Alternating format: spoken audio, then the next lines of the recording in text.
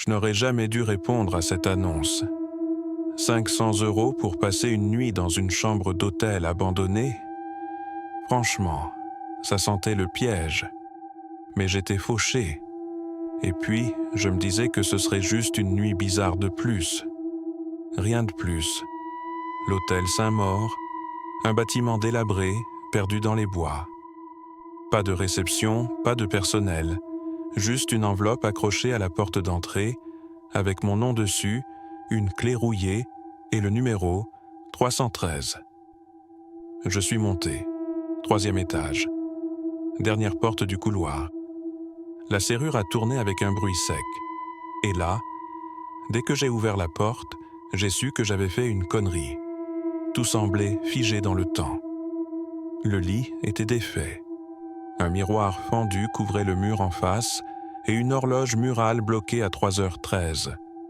L'ambiance était étouffante, comme si la pièce attendait quelque chose. Je me suis installé.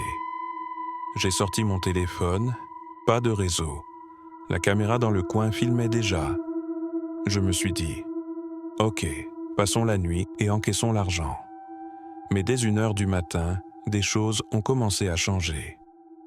Le miroir semblait moins fissuré. La valise au pied du lit, que je n'avais pas ouverte, était entr'ouverte. Et j'ai entendu des chuchotements, derrière les murs. À 2h13, la lampe s'est éteinte d'elle-même. Quand elle s'est rallumée, la pièce était différente. Le lit était refait, le miroir réparé. Et sur la table de nuit, un journal était apparu.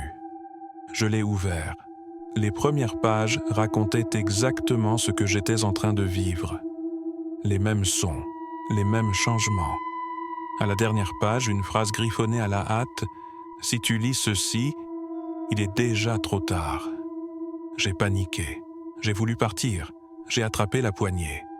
Mais la porte ne menait plus au couloir. Elle menait à la même chambre. Encore. Je suis revenu à l'intérieur. Et tout était redevenu comme au début.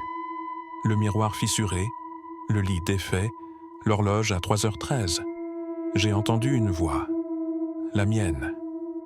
Dans le journal, une nouvelle page s'écrivait, toute seule. Tony est l'entité maintenant. Je suis coincé ici, je ne sais pas depuis combien de temps. Mais si un jour tu entres dans la chambre 313 et que tu vois ton reflet bouger sans toi, ne reste pas. Pars avant que je te remplace.